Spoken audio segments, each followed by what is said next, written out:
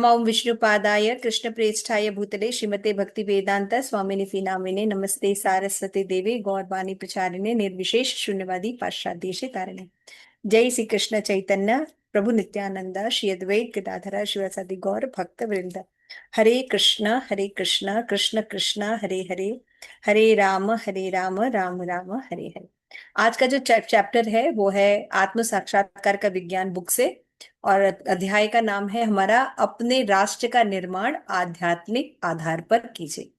तो शिल प्रभुपाद जो है वो नैरेबू में है और वहां पे वो भाषण देते हैं। और प्रभुपाद ये बताते हैं कि आप लोग जो सोचते हैं कि आप लोग जो ये विकास कर रहे हैं, है ना, सभ्यता का विकास कर रहे हैं, है ना, आपको लगता है कि रोड बनाने से, गगनचुंबी इमारत बनाना ये विकास होता है।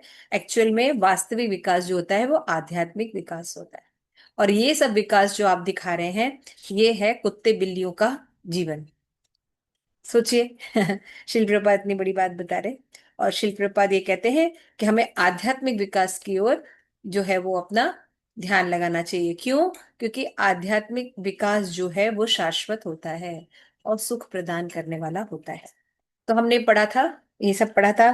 लास्ट श्लोका हमने पढ़ा था, वांसांसी जीवाणी यथा विहाय, है ना, कि जो शरीर है ये इतना इंपॉर्टेंट नहीं है ना। शरीर कैसा होता है, जैसे पुराने कपड़े हमने बदल लिए हैं वैसा, है ना, इतना नॉन इम्पॉर्टेंट थिंग है शरीर। तो शरीर की प्रोग्रेस अगर कर रहे हैं, उसकी सुख सुविधाओं की प्रोग्रेस कर रहे हैं, तो वो जो प्रोग्रेस है वो क्या है, बहुत ही तुच्छ है। जैसे कि एक ओल्ड कपड़ा है, पुराना कपड़ा हम बदलते हैं, फट जाता है तो कपड़ा बदलने में दुख होता है? नहीं दुख होता है ना। तो इसीलिए हमने देखा कि हम अणु आत्मा है। प्रभुपाद ने बताया विद्या विनय संपन्ने ब्राह्मणी गवि हस्तनी। उसके बाद बताया कि अणु आत्मा कैसा होता है आकार का, उसके बारे में शास्त्र से एग्जाम्पल दिए प्रभुपाद ने कि केश के अग्रभाग के 10,000वें हिस्से के बराबर। तो कोई भी उपकरण जो है वो आत्मा को माप नहीं सकता। इसका ये मतलब नहीं है कि आत्मा नहीं होती, है ना। तो हम भगवान के अंश हैं और हमें शाश्वत चीजें चाहिए। तो आध्यात्मिक जीवन जो है उसका विकास हमें करना चाहिए, वो हमें शाश्वत जीवन प्रदान करेगा। हम असंख्य जीव हैं, हमारी संख्या की कोई सीमा नहीं है, किंतु भगवान एक हैं।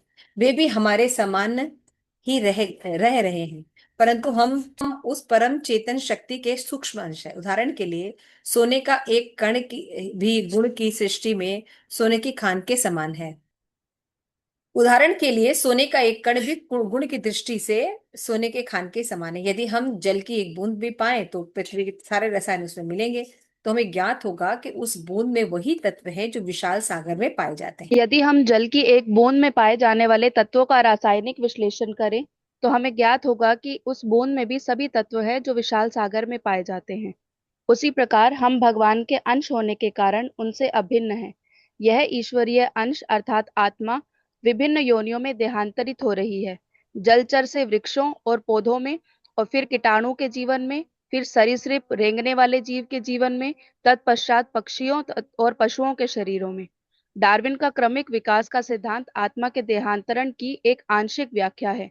डार्विन ने वैदिक साहित्य के से यह जानकारी तो ले ली, परंतु उसमें आत्मा के बारे में कोई कल्पना नहीं है। अंतर यह है कि आत्मा एक योनि से दूसरी योनि में देहांतरित हो रही है। जलचर जीवन से वृक्ष में, फिर कीटाणु जीवन में, फिर पक्षी जीवन में, फिर पशु जीवन में, फिर मानव जीवन में, और मानव जीवन के भीतर आत्मा असभ्य जीवन से सभ्य जीवन में आती है, इत्यादि। मनुष्यों का सभ्य जीवन क्रमिक विकास की समाप्ति का प्रतिनिधित्व करता है। यह एक संधि स्थान है। यहाँ से या तो क्रमिक विकास के चक्र में पुनः नीचे जा सकते हैं, या हम अपने को दैवी जीवन तक ऊपर उठा सकते हैं। इसका चुनाव हम पर निर्भर करता है। इसमें भगवत गीता में दर्शाया गया है। ठीक है, तो हमने ये डिस्कस कर लिया था, है ना, ये पॉइंट, ये पैराग्राफ डिस्कस किया था कि जीव का जर्नी कैसा होता है। एक आत्मा की जर्नी, प्रभुपाद ने कहा कि हम शरीर नहीं आत्मा है।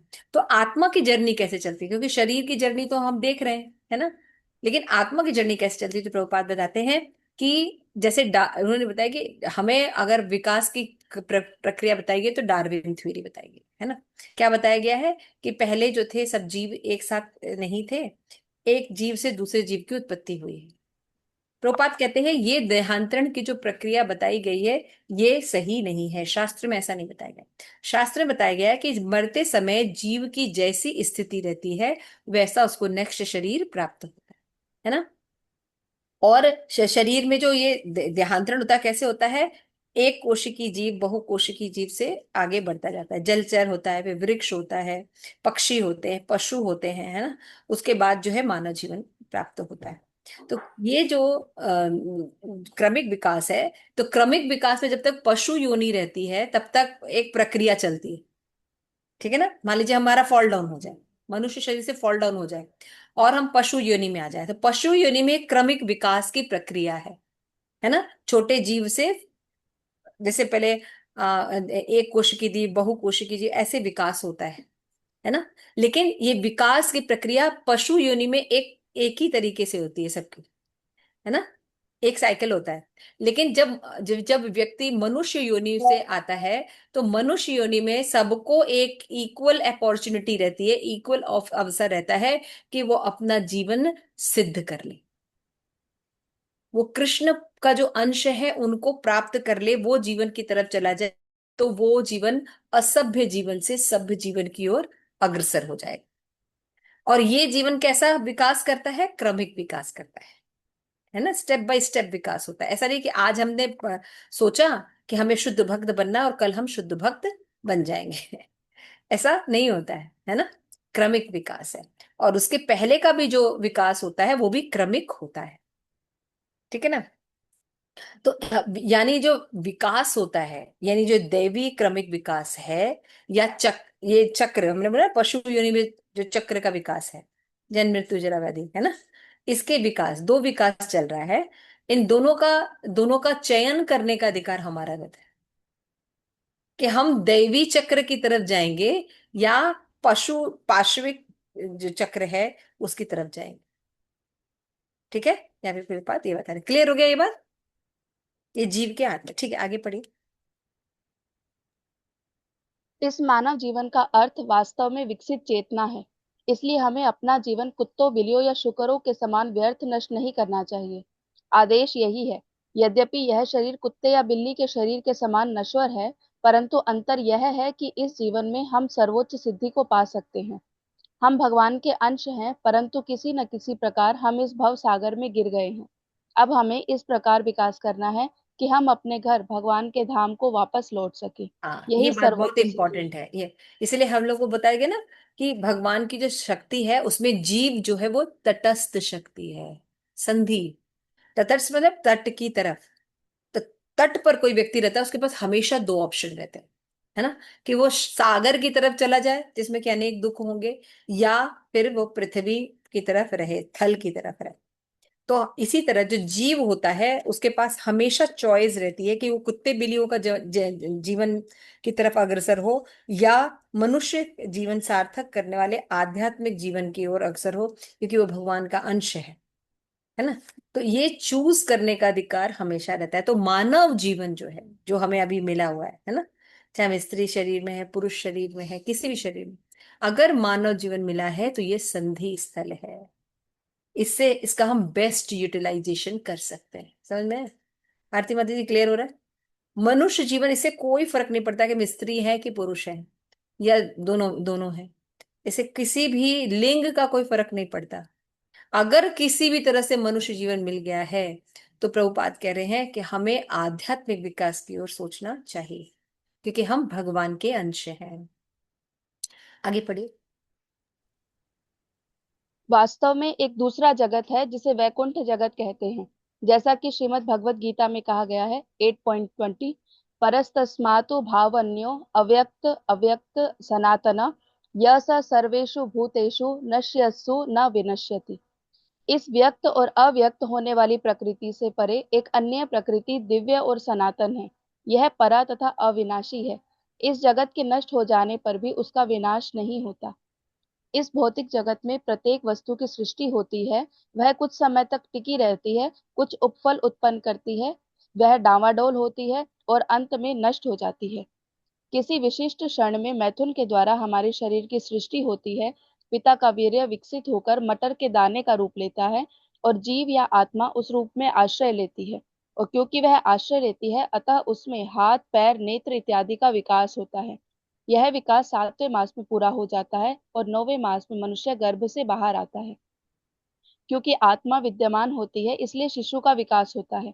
यदि आत्मा विद्यमान न हो तो विकास नहीं होता और मृत शिशु का जन्म होता है। हम इस मृत शरीर को लेकर रासायनिक पदार्थों में सुरक्षित रख सकते हैं, परंतु वह विकसित नहीं होगा। विकास का अर्थ है शरीर में परिवर्तन। हम में से सबका बालक शरीर था, परंतु उन शरीरों का अस्तित्व अब नहीं रहा। शिशु का शरीर एक बालक के शरीर में विकसित होता है, वह शरीर एक युवक के शरीर में विकसित होता है, जो अंततः एक वृद्ध मनुष्य के शरीर में बदल जाता है। अंत में वह पूर्ण रूप से नष्ट हो जाता है। यह संपूर्ण सृष्टि अर्थात इस भौतिक जगत का विशालकाय स्वरूप भी इसी विधि के अनुसार कार्य कर रहा है। एक विशिष्ट समय में इसकी सृष्टि होती है, यह विकसित होता है, इसका पालन किया जाता है और एक विशेष स्तर पर इसका लय हो जाता है। भौतिक जगत की यही प्रकृति है।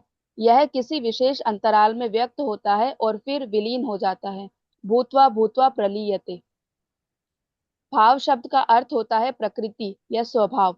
एक दूसरी प्रकृति है जिसका कभी लय नहीं होता, जो नित्य शाश्वत है। जीवात्मा होने के कारण हम भी नित्य हैं। इसे भगवत गीता 2.20 में पुष्ट किया गया है। न जायते म्रियते वा कदाचिन नायम भूत्वा भविता वा न भूय अजो नित्य शाश्वतोयम पुराणो न हन्यते हन्यमाने शरीरे। आत्मा किसी काल में न तो जन्मती है और न ही मरती है, और एक बार होकर कभी नष्ट भी नहीं होती। यह अजन्मा, नित्य, शाश्वत, न मरने वाला तत्तन है। देह का वध होने पर आत्मा का वध नहीं होता।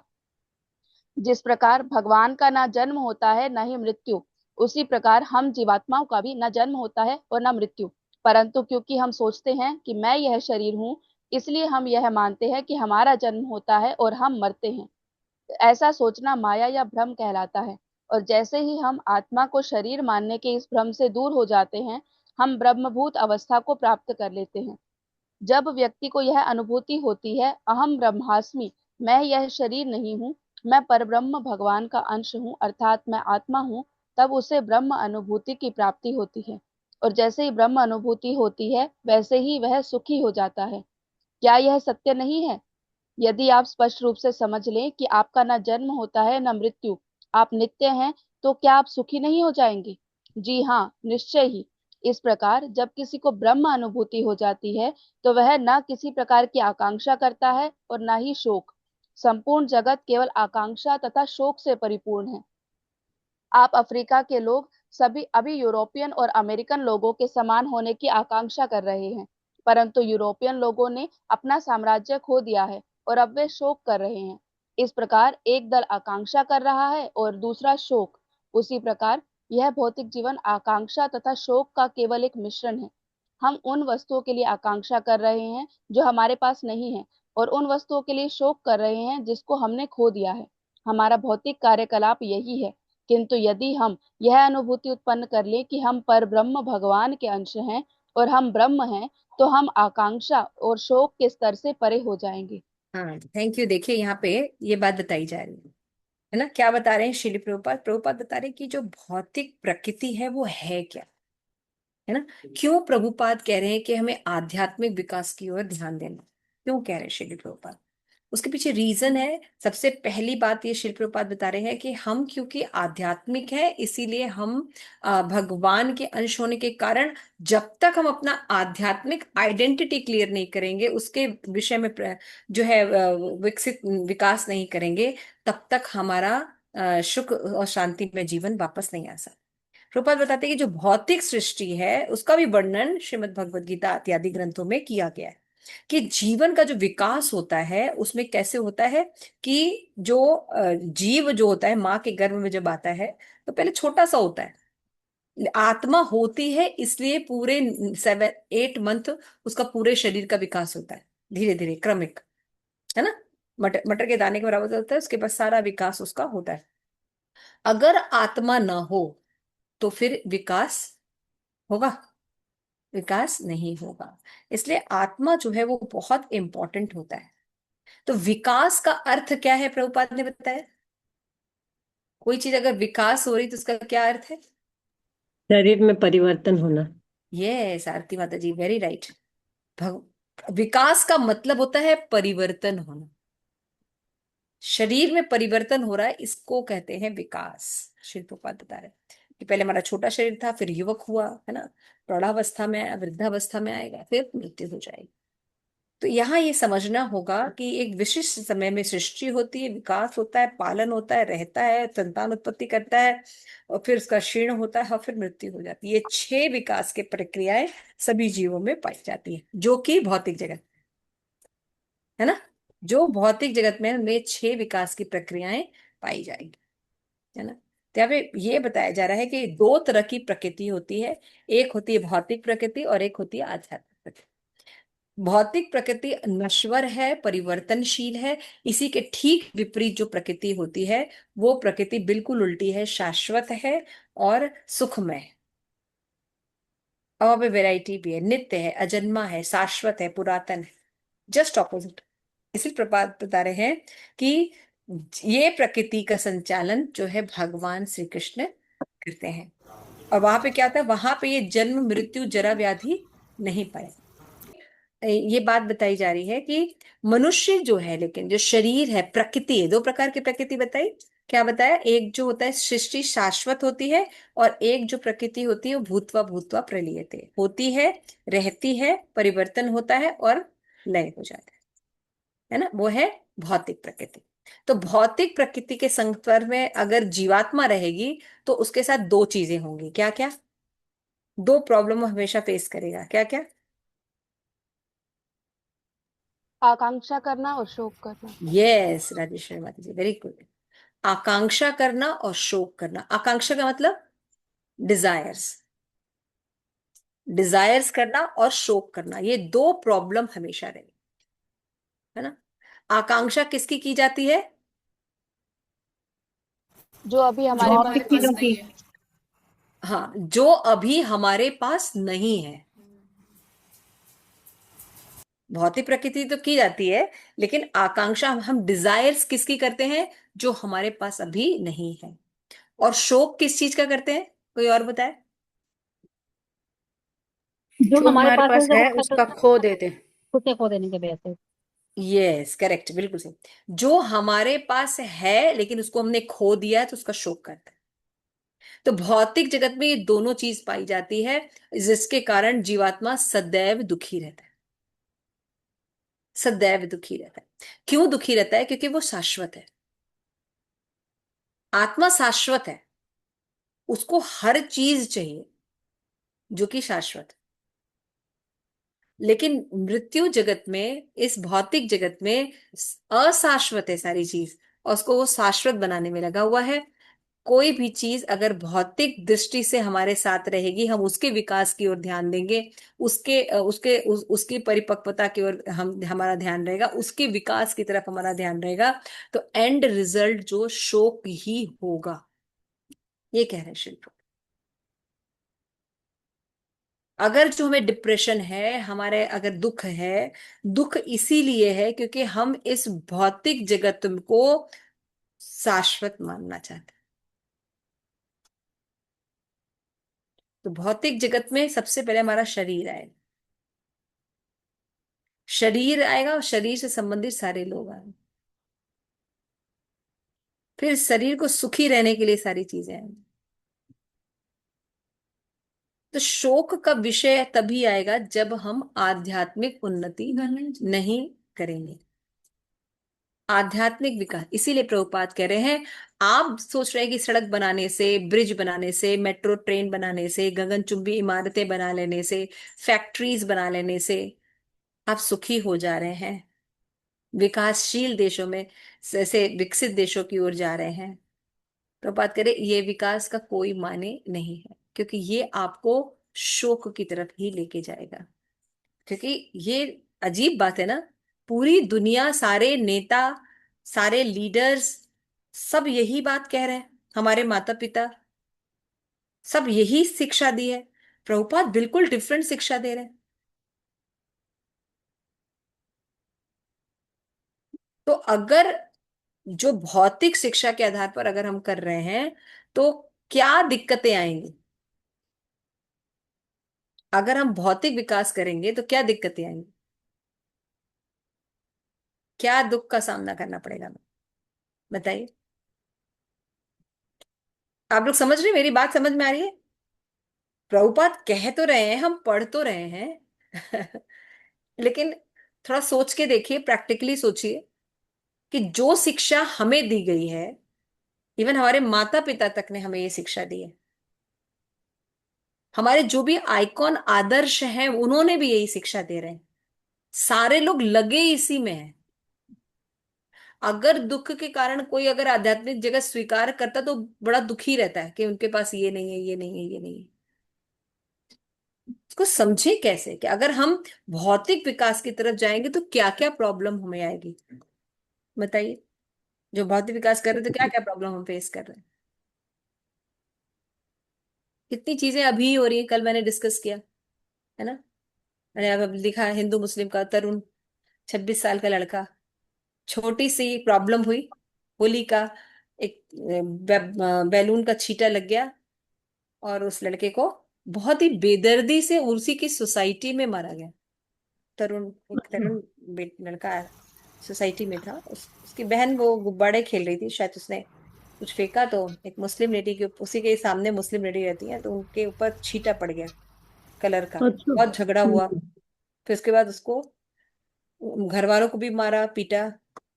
और ओ, फिर उसके बाद जब उसका बेटा वापस आया, रात में आ रहा था, तो उसको वहीं पर रोक के घेर के करीब 30-40 लोगों ने निर्मम हत्या की, मार मार के। ओहो कृष्णा। हम्म। और उसका 26 साल का लड़का था, तो इसका बहुत विरोध हुआ। तो यही सब होगा भौतिक जगत में, हम्म। नहीं होगा? यही तो लिख रहे हैं प्रभुपाद, शोक का मतलब समझा रहे हैं। सोचिए किसी पेरेंट्स के लिए कितनी पेनफुल सिचुएशन होती है, स्पेशली इंडियन कल्चर में। ज्यादा बच्चे नहीं होते हैं, 2-4 बच्चे होते हैं, उनको बहुत स्नेह से पाला जाता है इंडियन कल्चर में। बाकी कल्चर कल्चर का मैं नहीं रिस्पॉन्सिबिलिटी, लेकिन इंडियन कल्चर में बहुत प्रेम से बच्चे को, 1-2 बच्चे होते हैं उनको प्रेम से पाला जाता है। जिसका 26 ईयर का बच्चा ऐसे घेर के मारा जाए और अपने घर के सामने मारा जाए कृष्णा। बिना किसी कसूर के, आप सोचिए उसका पेन क्या लेवल क्या होगा, है ना। तो कहने का ये मतलब ये है कि जब मुझे ये न्यूज पढ़ा तो मेरा ना 2-3 दिन तक तो मतलब मैं सो नहीं पा रही थी, ओ, मतलब बहुत अजीब लग रहा था मुझे। मैं बस ये कहती कि पता नहीं, मुझे नहीं पता कि उसके कौन से कर्म हैं क्या हैं, लेकिन मतलब मुझे बहुत दुख हो रहा था, बहुत दुख हो रहा था। मैंने भगवान से उनके लिए प्रार्थना की कि हम उसका, उसके परिवार के लिए तो हम कुछ नहीं कर सकते, लेकिन उसके सोल की जर्नी के लिए हम कुछ कर सकते हैं। तो हरे कृष्ण महामंत्र किया, श्रीमद् भागवतम पढ़ा और उनको ऑफर किया। तो हम लोग चाहेंगे कि उस तरुण के लिए हम लोग भी प्रार्थना कर ले हरे कृष्ण महामंत्र से। हरे कृष्णा, हरे कृष्णा कृष्णा, हरे कृष्णा कृष्ण कृष्णा कृष्णा हरे कृष्णा हरे, हरे हरे, हरे हरे राम राम, हरे राम राम राम। राम राम हरे हरे। कि कम से कम वो तो उसकी जो सोल की अगर कोई जर्नी जो, जैसे शिल प्रपात बता रहे हैं, क्योंकि हमें किसकी जर्नी पता है, आध्यात्मिक जर्नी भी पता है। शरीर की जर्नी के साथ साथ आध्यात्मिक जर्नी के भी बारे में पता है, और आध्यात्मिक बेनिफिट कैसे दिया जा सकता है ये भी पता है। तो मेरा यही कंसर्न था कि मतलब अभी तो उनके फैमिली की हालत इतनी नहीं होगी, या पता नहीं कितनी भक्ति होगी उनके घर में, हमें नहीं पता लेकिन स्पिरिचुअल बेनिफिट तो शायद ही कोई सोच रहा होगा। तो हम लोग प्रार्थना ये कर सकते हैं कि वो, क्योंकि जिस तरह से एक्सीडेंटल जब डेथ होती है it is not very good. Accidental जो डेथ होती है वो अच्छी नहीं होती। तो हम प्रार्थना कर सकते हैं कि भगवान उनका जहां भी शरीर हो, उनको प्रभुपाद की भक्ति प्राप्त, प्रभुपाद के द्वारा भक्ति प्राप्त हो, जर्नी में भगवान का आश्रय प्राप्त हो, भक्तों का आश्रय प्राप्त हो, जो नेक्स्ट उनको शरीर मिले। तो ये यही सब चीजें हैं है ना। ये सब नहीं हो रहा है, आप देखिए कितने लड़ाइयाँ हो रही हैं ईरान इराक में, कितने तरह की चीजें सामने आ रही हैं, है ना। कितने केसेस रिवील आउट हो रहे हैं कि क्या क्या जितने बड़े लोग हैं उन्होंने क्या क्या काम किए हुए हैं, है ना। डोनाल्ड ट्रम्प से लेके सबके वीडियोस आ रहे हैं। तो कहने का मतलब ये है कि भौतिक जगत का मतलब है डिलूजन, भौतिक जगत का मतलब है डिलूजन। ये शोक में ही खत्म होगा। इसीलिए हमारे साधु संत जीवन में आध्यात्मिक जीवन के लिए अग्रसर करने के लिए हमें रखते हैं। इसलिए पहले घरों में देखिए, लोग रामायण पढ़ते थे, गीता पढ़ते थे, कीर्तन करते थे, भगवान को प्रणाम करते थे, कुछ तो एक्टिविटी करते थे। लेकिन आज का समाज का ऐसा बनावट हो गया है, ऐसी शिक्षा हो गई है, कोई स्पिरिचुअल एजुकेशन नहीं है, और 101% केवल और केवल शरीर लेवल पर इन्वॉल्वमेंट है। इसका कोई अंत नहीं है, इसका कोई अंत नहीं। इसको, ये भयानक संसार दाव नलीन प्राणाय कारुण्य घना घन प्राप्तस्य कल्याण गुण एव वस्य वंदे गुरु श्री चरणारविंद। जब योग्य गुरु की शरणागति मिलती है तभी जीव निकल सकता है शोक से। ये तो प्रभुपाद लिख रहे हैं, आकांक्षा और शोक, ये दो चीजें इस संसार में व्याप्त रहेंगी और अदरवाइज बहुत मुश्किल होगा। ठीक है, आगे पढ़िए। हाँ जी। ये तथाकथित विश्वव्यापी भाईचारा या एकता जिसे संयुक्त राष्ट्र संघ स्थापित करने का प्रयत्न कर रहा है तभी संभव है जब आप आध्यात्मिक स्तर अर्थात ब्रह्म ब्रह्म ब्रह्म अनुभूति प्राप्त कर लें। ब्रह्म साक्षात्कार मनुष्य जीवन का लक्ष्य है, अतः व्यक्ति को कुत्तों, बिल्लियों तथा शुकरों के समान कार्य नहीं करते रहना चाहिए। शुकर सदा ही दिन रात मल ढूंढने में व्यस्त रहता है, और जब वह इसे पा जाता है तो उसको खाता है और कामोत्तेजित हो जाता है और बिना किसी भेदभाव के कामाचार मैथुन करता है। वह अपनी माँ, बहन या किसी के साथ भी मैथुन कर लेगा। यह है शुकर का जीवन। किंतु शास्त्र इंगित करते हैं कि मानव जीवन कुत्तों, बिल्लियों और शुकरों के समान इंद्रिय तृप्ति हेतु कठिन परिश्रम करने के लिए नहीं बनाया गया है। मनुष्य जीवन इस बात की अनुभूति करने के लिए बनाया गया है, मेरा इस भौतिक जगत से कोई संबंध नहीं है, मैं आत्मा हूँ और नित्य हूँ, परंतु किसी न किसी प्रकार मैं जन्म, मृत्यु, जरा और व्याधि के इस बद्ध जीवन में गिर पड़ा हूँ। मनुष्य जीवन जरा, मृत्यु, जरा और व्याधि, इन चार भौतिक दुखों का हल ढूंढने के लिए बनाया गया है। मनुष्य जीवन का लक्ष्य यही है। थोड़ा इसको समझने का प्रयत्न तो कीजिए कि यह मनुष्य जीवन शुक्रों के समान कठिन परिश्रम करके, कुछ इंद्रिय तृप्ति प्राप्त करके और उसके बाद अचानक ही मर जाने के लिए नहीं बनाया गया है। जो लोग आत्मा में विश्वास नहीं करते उनकी दशा सबसे अधिक दुर्भाग्यशाली है।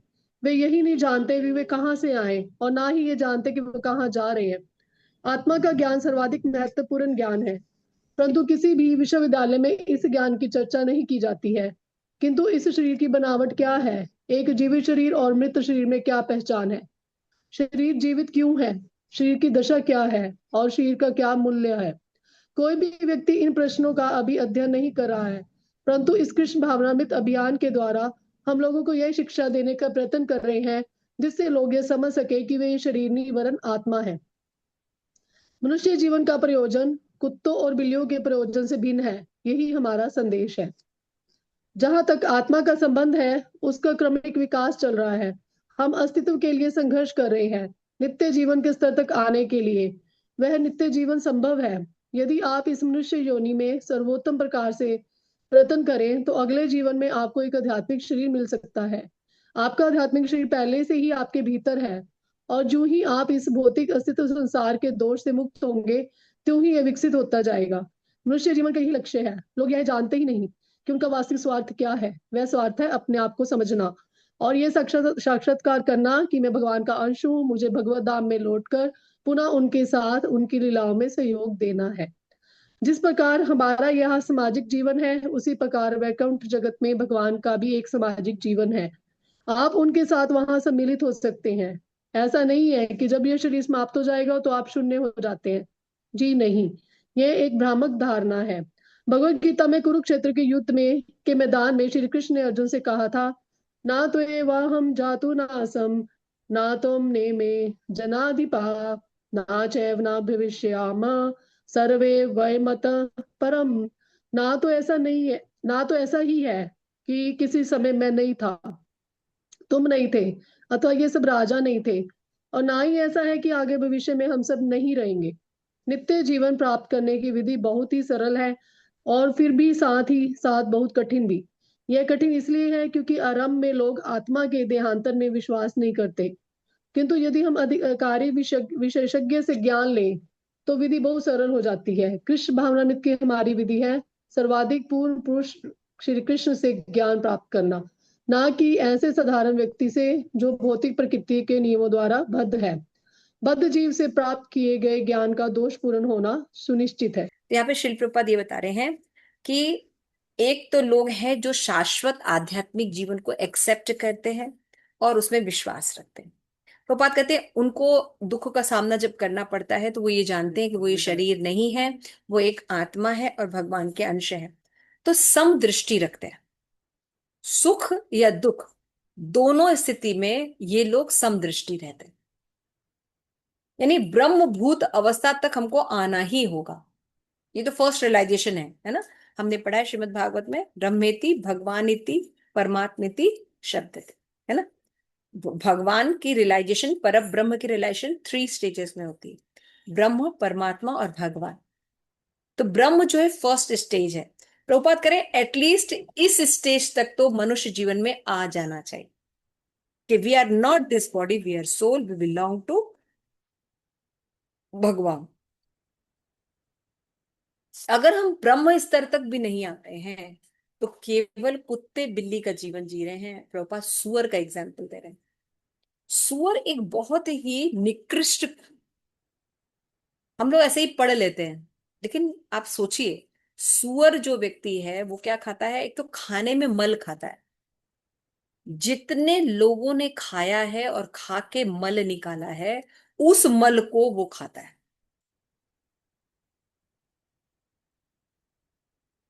जो सभी ने खा के उसको मल रूप में परिणित करके निकाला है उस मल को वो सुअर खाता है। दूसरी चीज, फिर काम उत्तेजना होती है उसके अंदर, तो वो बिना भेद किए किसी के साथ भी रिलेशन करता है। कोई नियम नहीं है, कोई धर्म नहीं। और समाज में ये बहुत तेजी से व्याप्त हो रहा है। किसी एक कल्चर तक अब ये सीमित नहीं रह गया है, हर कल्चर में अब ये चीजें आ गई। इवन हिंदू जो समाज साधारण का विभ्रांत रूप है हिंदू समाज, उसमें भी ये चीज है। एलिसिट सेक्स, अवैध स्त्री पुरुष संग बहुत तेजी से बढ़ रहा है। उसका परिणाम है मीट ईटिंग, हाँ, या एलिसिट सेक्स का परिणाम है युद्ध होना, इतनी तरह की विपत्तियां आना, इतनी आकस्मिक मृत्यु हो जाना।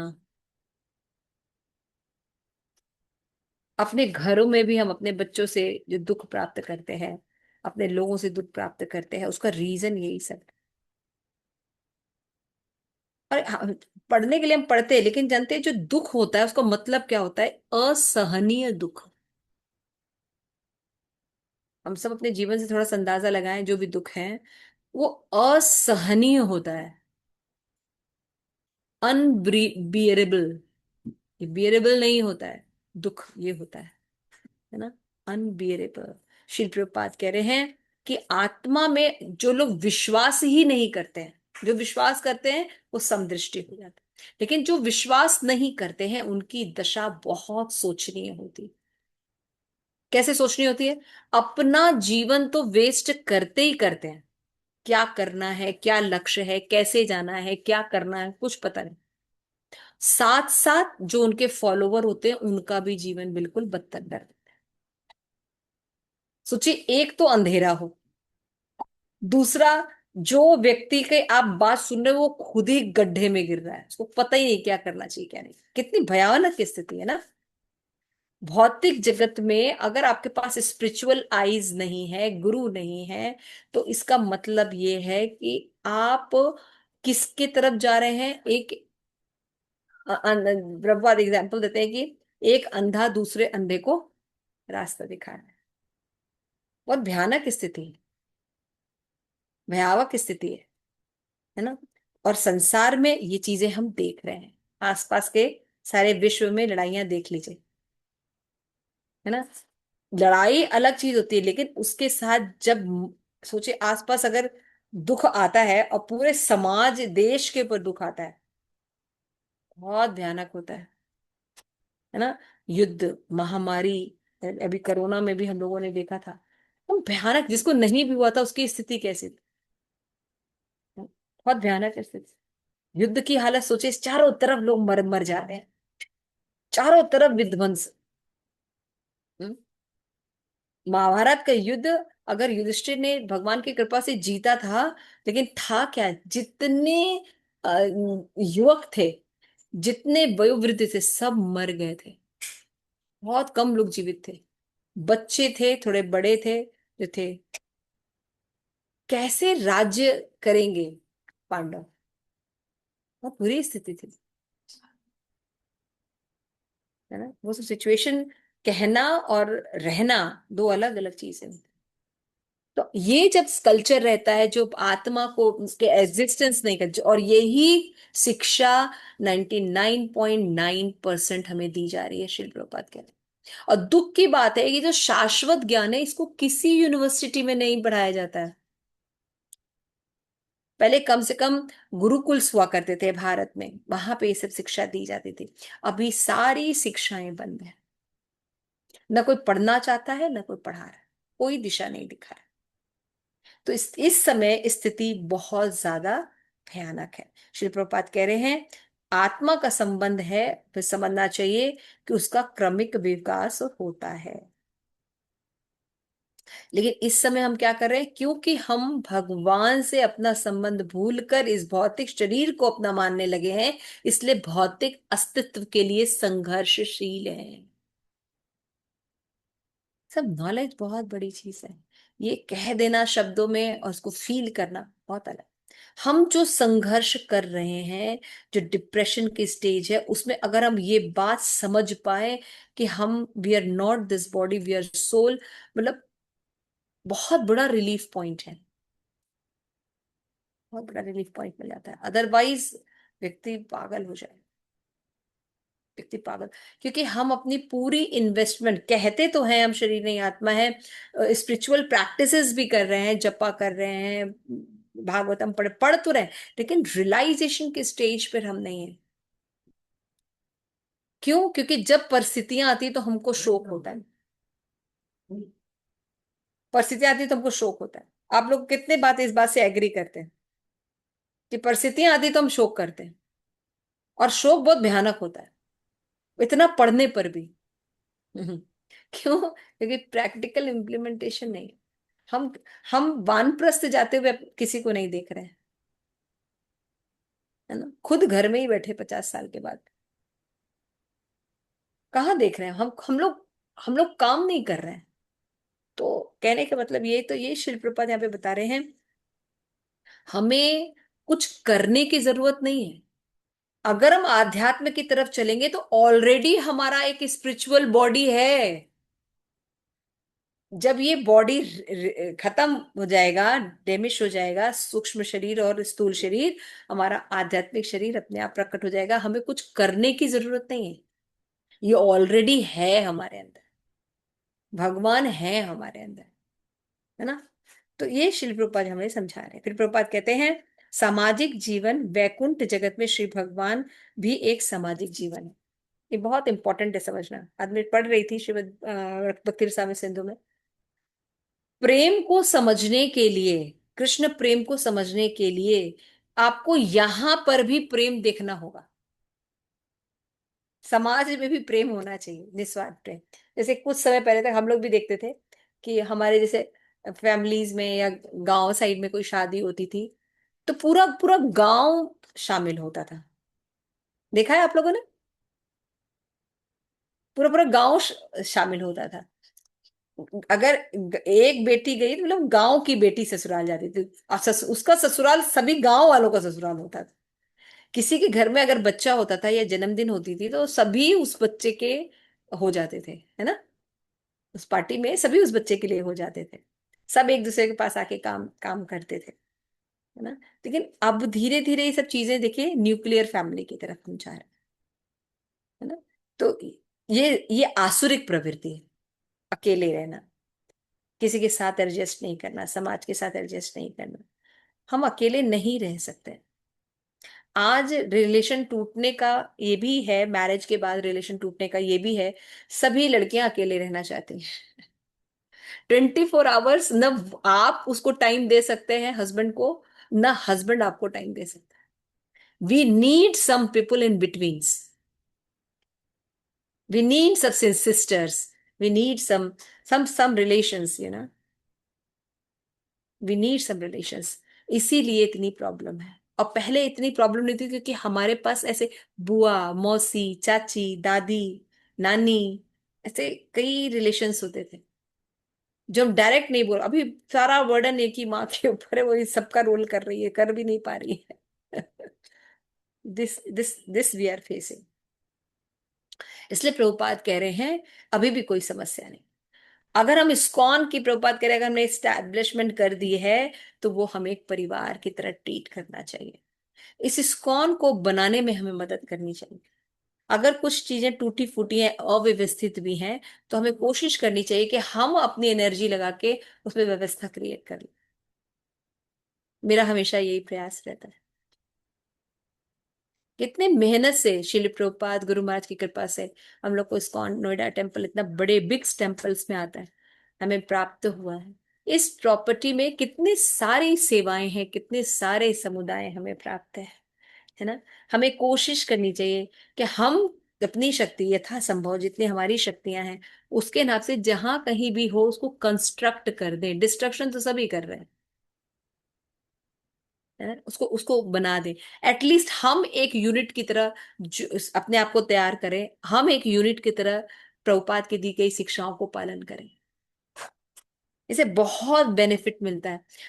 कैसे कैसे हम भगवान की तरफ चलेंगे, कैसे हम आध्यात्मिक जीवन, ऐसे ही हम आध्यात्मिक जीवन की तरफ चलें।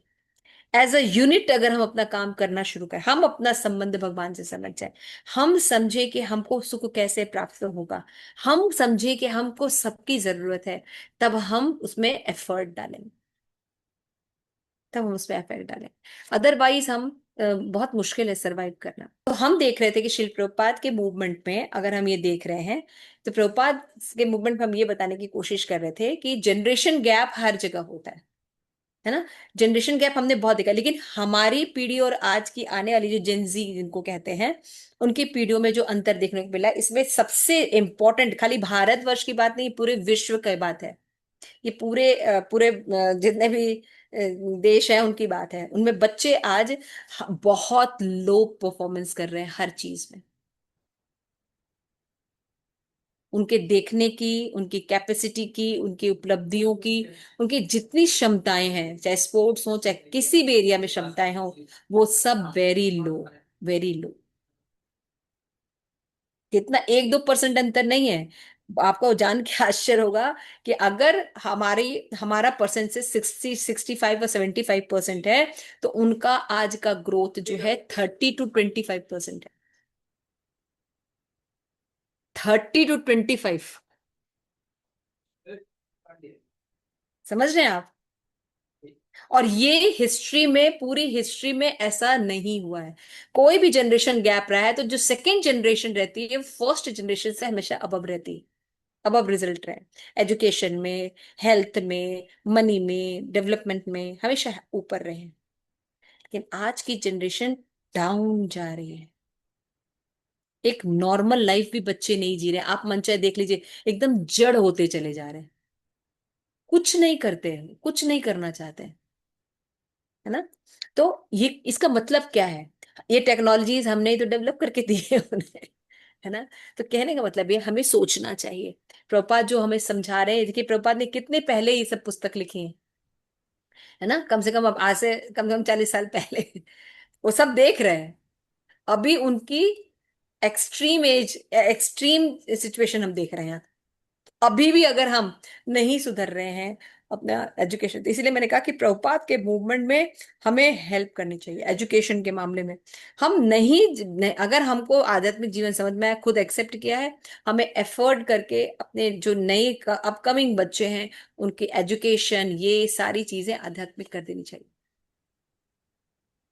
तभी बच पाएंगे। अदरवाइज बहुत मुश्किल है। क्यों? क्योंकि इसका जो डिग्रेशन, जिसका जो रिजल्ट आने वाला है इन बच्चों का, ये बहुत बेकार आने वाला है, बहुत बेकार आने वाला है।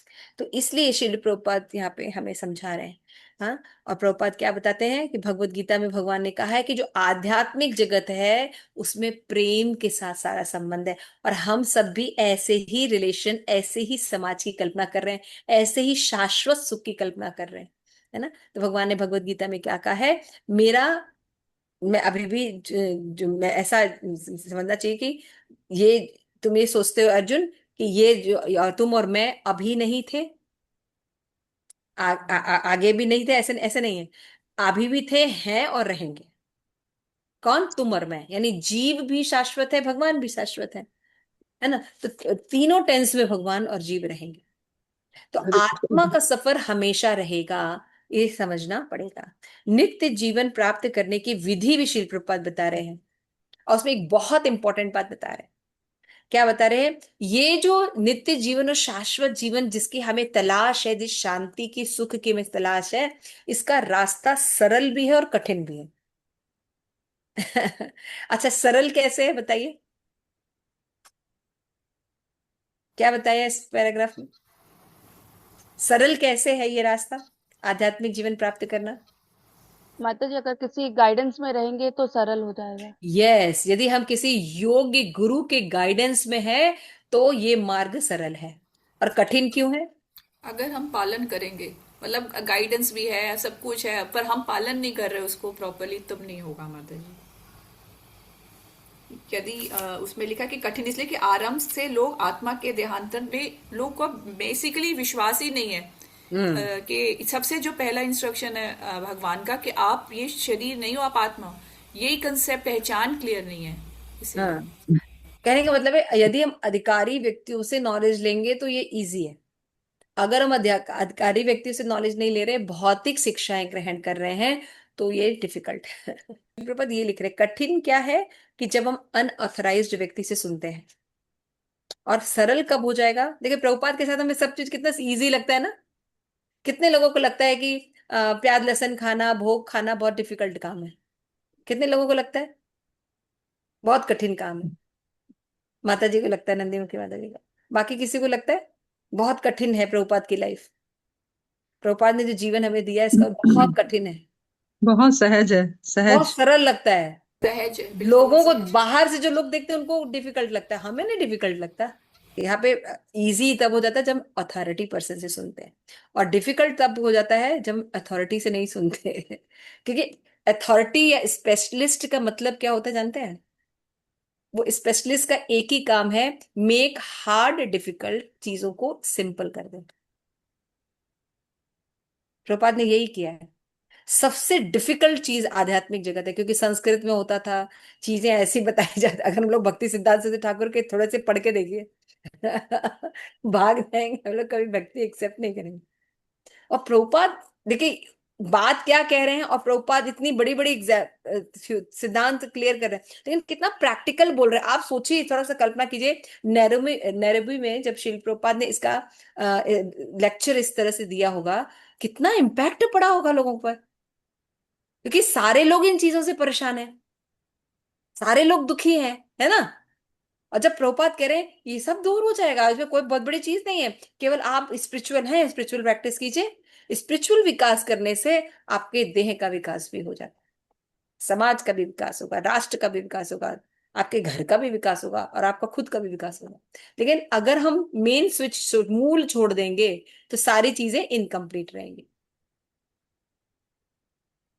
ठीक है, क्लियर हो गया?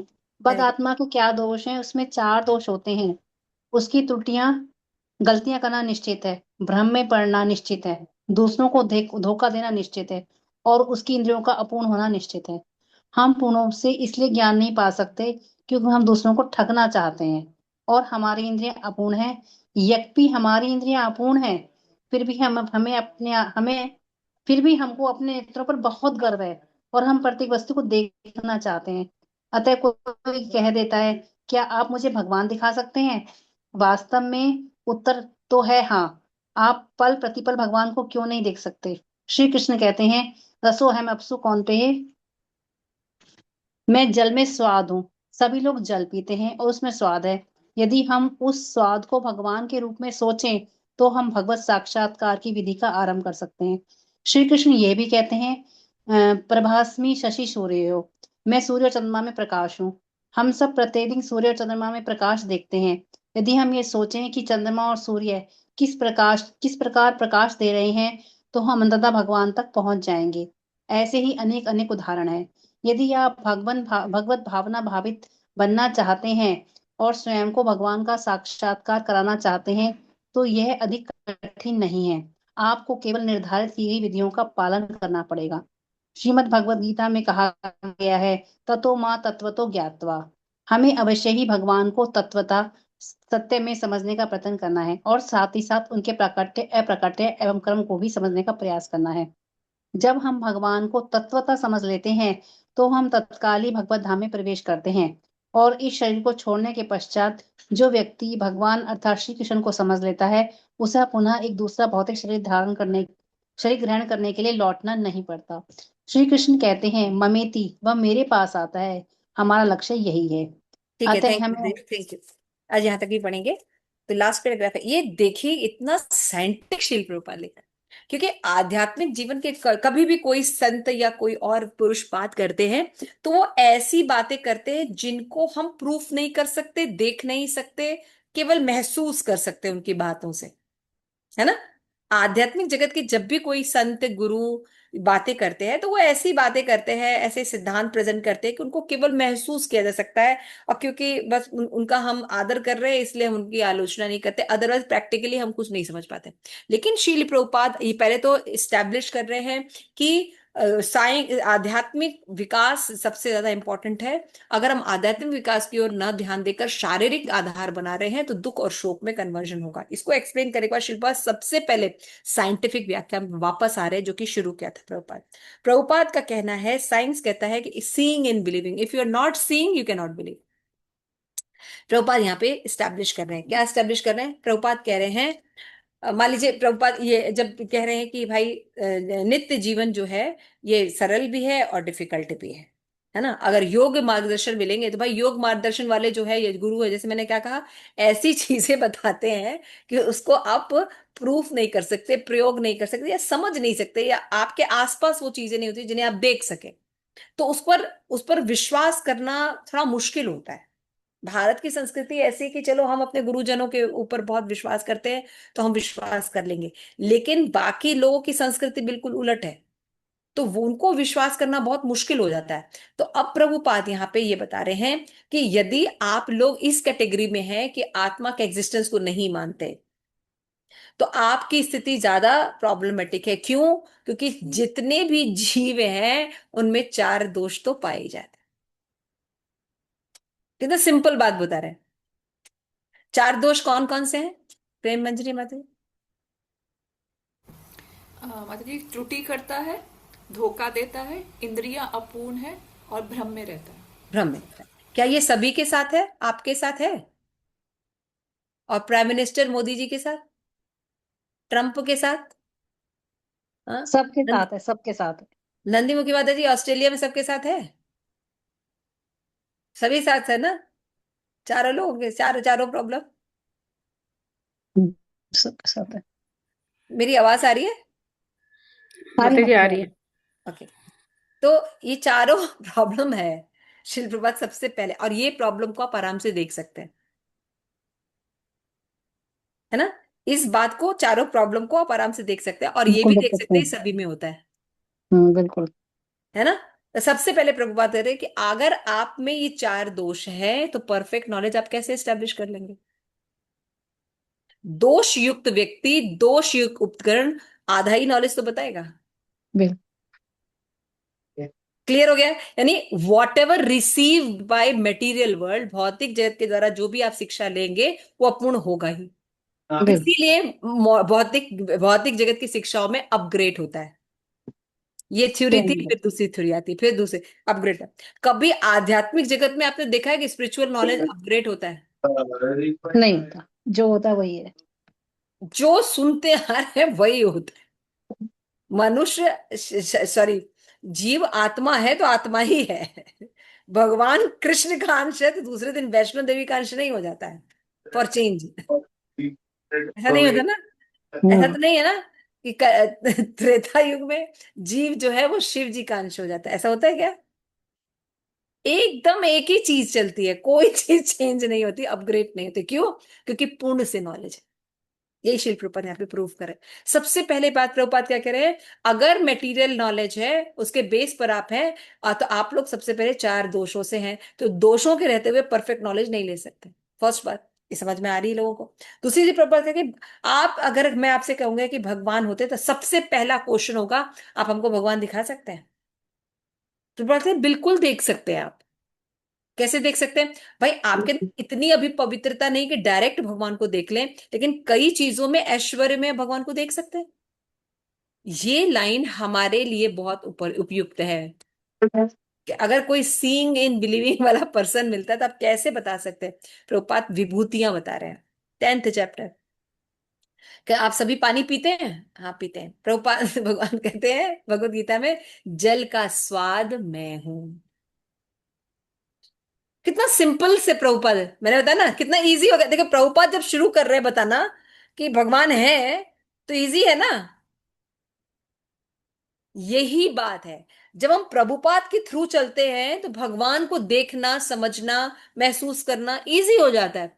लेकिन जब हम प्रभुपाद के नॉलेज के बिना किसी को प्रूफ करने चले तो बहुत मुश्किल है कि भगवान कौन है। आप लोग में से कितने लोग सहमत है ना? परम कृष्णा जी, साइंटिस्ट व्यक्ति वो भी कह रही है कितना इजी है जब हम प्रभुपाद के थ्रू सारी चीजें देख रहे हैं। प्रभुपाद प्रूफ कर रहे हैं यहाँ पे, रस भगवान कह रहे हैं मैं हूं। आप सब जल पीते हैं, जल पीते समय अगर सोचिए इसका जो स्वाद है वो कृष्ण है, तो वो कृष्ण है। आप आध्यात्मिक जगत में प्रवेश कर गए। अच्छा, पानी पीने से हम भक्ति में आ गए हैं, जबकि भक्ति को लोग बहुत बहुत टॉप मोस्ट समझते थे। भक्ति करना सबके बस की बात है। ये है आचार्य हमारे प्रभुपाद। प्रभुपाद कहते हैं आप पानी पीते हैं? हाँ पीते हैं। आप भक्त बन के अगर आप सोचते हैं स्वाद कृष्ण है। उसका बोलते हैं आपने सूर्य चंद्रमा को देखा? हाँ देखा है। उसका जो प्रकाश है ना, तेज, वो मैं हूं। भगवान कहते हैं वो मैं हूं। अच्छा, हाँ अच्छा, इसकी जो किरणें हैं ये कृष्ण है। हाँ तो आप आध्यात्म ये अगर समझ गए तो आप आध्यात्मिक जगत में प्रवेश कर गए। एक बच्चा तक ये चीज कर लेगा, है ना? इसी तरह प्रभुपाद कहते हैं कि ऐसे अनेक उदाहरण भगवत गीता में भगवान ने दिए, है ना? आपने हिमालय को देखा है? बहुत से लोग ट्रैकिंग बहुत करते हैं ना विदेश में। हाँ हाँ, हिमालय, वो हिमालय भगवान है, आपको मालूम है? अच्छा, हिमालय को जानते हैं? हाँ, हिमालय भगवान है। यही से शुरू हो गया आपका आध्यात्मिक जगत। अच्छा, देखिए कितना इजी कर दिया प्रभुपाद। फिर श्री प्रभुपाद कह रहे हैं ऐसे तत्वतः भगवान को समझना चाहिए। कृष्ण है कौन? ऐसा नहीं कि कोई भी चीज देख के भगवान है। नहीं, भगवान ने बताया है कि वो भगवान कहाँ है। तत्वतः नॉलेज जानना चाहिए। तत्वतः नॉलेज लेने पर हम समझ जाएंगे, और ये शरीर छोड़ने के बाद हम क्या करेंगे? कृष्ण के पास चले जाएंगे, है ना? मामेति, जो भगवान को तत्वतः समझ लेता है, यानी शास्त्र के साथ समझ लेता है, वो भगवान के पास निश्चित जाएगा। जो जिसको समझेगा, जो जिसको प्रेम करेगा उसके पास जाएगा। सीधी सी बात है। कितना इजी कर दिया।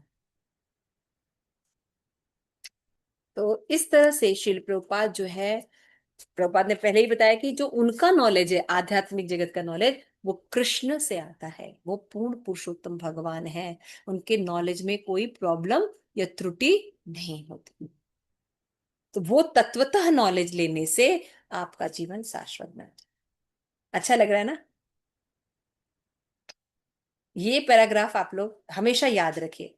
जब हम जनरल पब्लिक में जाएं, जनरल बात करते हैं, या जनरल हमें प्रूफ, हम भक्त हैं, हम मान रहे हैं, बात अलग है। हम तो वैसे भी मान लिए थे, जब प्रभुपाद ने कुछ भी बोला मान लिए, कोई तर्क नहीं करने का, क्योंकि बुद्धि नहीं थी। लेकिन जो बुद्धिमान सो कॉल्ड होते हैं, सो कॉल्ड बुद्धिमान होते हैं, वो उनको इतनी जल्दी एक्सेप्ट नहीं होता। तो ये इतनी इजी मेथड है, इनके थ्रू हम ऐश्वर्य को बताकर भगवान के बारे में बता सकते हैं। काश ये सब बुक हम पहले पढ़े होते। बहुत मिस कर रहे थे हम, जैसे जैसे इस बुक को पढ़ रहे हैं हमको यही हो रहा है, काश कितनी जो चार त्रुटियां जो हमने ईशोपनिषद पढ़ा भक्ति शास्त्री में, तब ये सब चीजें आई हमारे समझ में। ना, अगर ये बुक्स, स्मॉल बुक्स हमने पहले पढ़ी थी तो कितनी चीजें पहले ही समझ में आती। तो इसलिए जो आचार्य हमारे बोलते हैं कि स्मॉल बुक्स पढ़िए।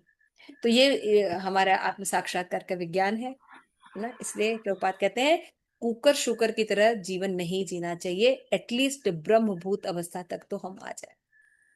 है ना। जैसे धान का एग्जाम्पल दिया गया है कि हम्म प्रभुपाद लिखते हैं कि बिच्छू जो है वो मादा बिच्छू के अंडे से आता है, लेकिन जिनको पता नहीं है कि अंडा वहां पे पड़ा है, तो वो सोचते हैं गेहूं में से बिच्छू निकलता है ना। अब हमने कभी बिच्छू देखा है, धान का खेत देखा है? हमें ये चीज बहुत रिलेटेड नहीं होगा। और एग्जाम्पल दिया है, जुगनू का एग्जाम्पल दिया है ना, कि जब चांद तारे छिप जाते हैं बारिश में, तो छोटे छोटे जुगनू उत्पन्न होते हैं, उनकी रोशनी आती है जिससे लोग हम्म देखने की कोशिश करते हैं, लेकिन वो जुगनू क्या रोशनी दे पाएंगे, है ना। जैसे आज धर्म जो है वो छिप गया है, सत्य। तो क्या आ गया, छोटे छोटे जुगनू, अलग छोटे छोटे गुरु उत्पन्न हो गए हैं, सहेजिया है ना, जो छोटी छोटी बातें करके लोगों को बताते हैं, लेकिन असली ज्ञान कोई नहीं दे रहा है। तो अभी हमने जुगनू देखा है कभी? तो यही बात है नंदी मुखा देवी, ऐसे एग्जाम्पल देने पड़ेंगे। अब जल अफ्रीकन पिए होंगे, सूर्य और चंद्रमा के प्रकाश को देख रहे हैं, फूल की सुगंध देख रहे हैं, पृथ्वी में आद गंध जानते हैं। इसको बताना, डीलिंग हम किससे कर रहे हैं? अभी अब जेनजी से डीलिंग करेंगे। हम लोग प्रचार करने जा रहे हैं, इतने डल माइंडेड हैं कि क्या बताएं। लोग अब फालतू बहस करते हैं, फालतू बहस करते हैं और ईगो रखते हैं, सुनना नहीं चाहते, फालतू बहस रखते हैं लोग। ये सब चीजों से हमें सामना करना पड़ेगा, ठीक है। शिल प्रभुपाद की जय। आप सभी गौर भक्तवृंद की जय। वंशा कल्पतरुभ्यश्च कृपा सिंधु पतितानां पावनेभ्यो वैष्णवेभ्यो